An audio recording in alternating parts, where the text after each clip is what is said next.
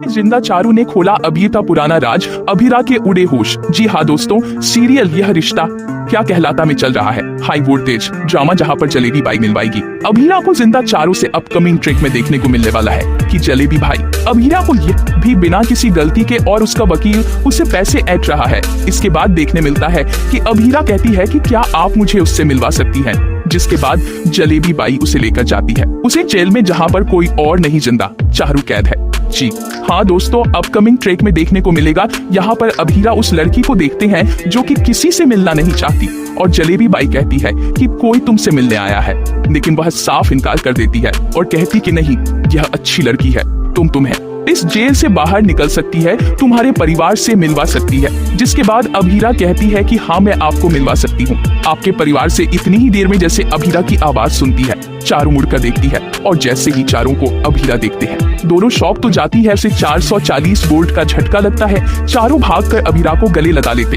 और कहती है कि भाभी आप यहाँ पर कैसे। जिसके बाद अबीरा पूछती है तुम सब छोड़ो, हम लोग तो तुम्हारे बारे में यह सोच बैठे और भाई ने तो ये बताया था कि तुम तो कैंसर की वजह से मर चुकी हो और सब घर वाले तुम्हारे चले जाने की मना रहे हैं। और यह क्या हुआ। जिसके बाद यहाँ पर चारू बहुत बड़ा खुलासा करती है और वह खुलासा उड़ा देता है अबीरा के होश। जी हाँ दोस्तों, अपकमिंग ट्रैक में देखने को मिलने वाला है कि चारू फाइनली यहाँ पर बताइए अबीरा को अबीर से जुड़ाई हुआ राज की किस वजह से हुई जेल में रही है।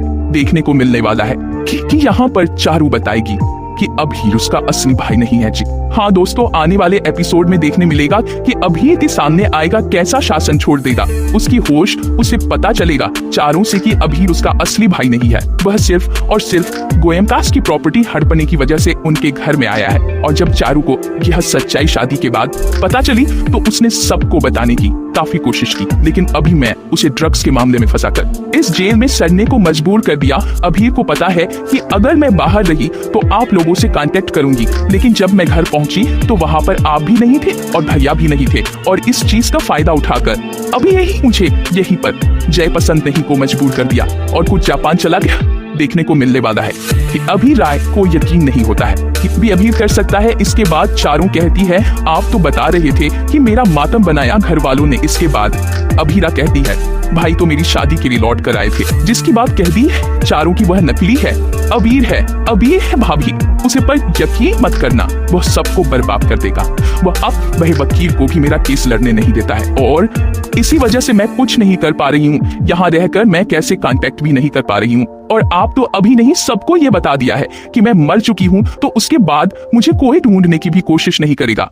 तो देखने को मिलने वाला है कहानी में बहुत ही इंटरेस्टिंग ट्रैक अबीर ने किस तरह से चारू पर नजर बनाए हुए हैं। और यहाँ चारू पूरी तरह से डर जाती और कहती है कि भाभी वह आपको भी नुकसान पहुंचा सकता है और वही रूही भाभी को भी नुकसान पहुंचा सकता है, वह बहुत खतरनाक है। तो देखने को मिलने वाला कि चारू यहाँ पर फाइनली अबीरा को सच बताइए का जो अब कहानी में लेकर आएगा नया तूफान। तो अबीर के लिए एक और बड़ा चैलेंज कर रहा है।